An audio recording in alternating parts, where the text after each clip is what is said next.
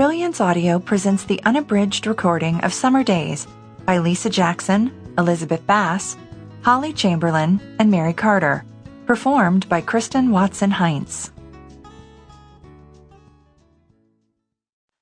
You Again, Elizabeth Bass.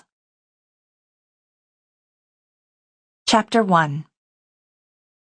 A glint of light made Meredith turn her head. Was that Sam? No, absolutely not. An airport, international flights, was the last place Sam Desmond would turn up. Sam was the guy who, when she'd once dreamed aloud of a getaway to Paris, had replied, "What's in Paris?"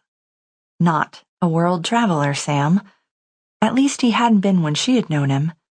Still, in the moment before she got caught at the back of the security line, she'd glimpsed a man who looked like Sam on the other side of the plexiglass barrier, his tall, trim figure disappearing around the corner.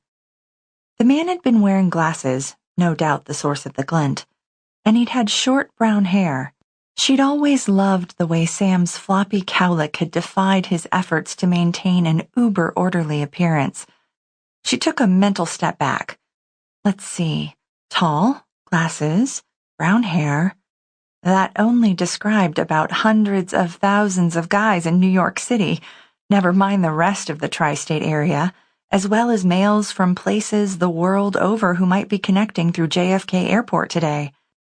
Stats and probabilities don't favor that scenario, Sam himself would have reminded her, eyeing her in that worried, pinched brow way, as if trying to decide whether he'd made a huge error hooking up with someone who, in addition to never having gotten to the second level of The Legend of Zelda, had never taken calculus and wasn't interested in string theory, which was part of the reason she'd broken up with Sam in the first place. Anyway, this probably wasn't him.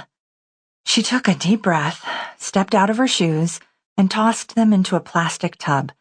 Still, that glimpse had set off all kinds of ringing in her head, and try as she might to ignore the sound, the bells kept swinging. The clanging lasted through the X-ray and the wait for everyone's parade of almost too large carry-ons, laptops, and other paraphernalia to be scanned on the conveyor belt. As they were stepping back into their shoes, she turned to her sister.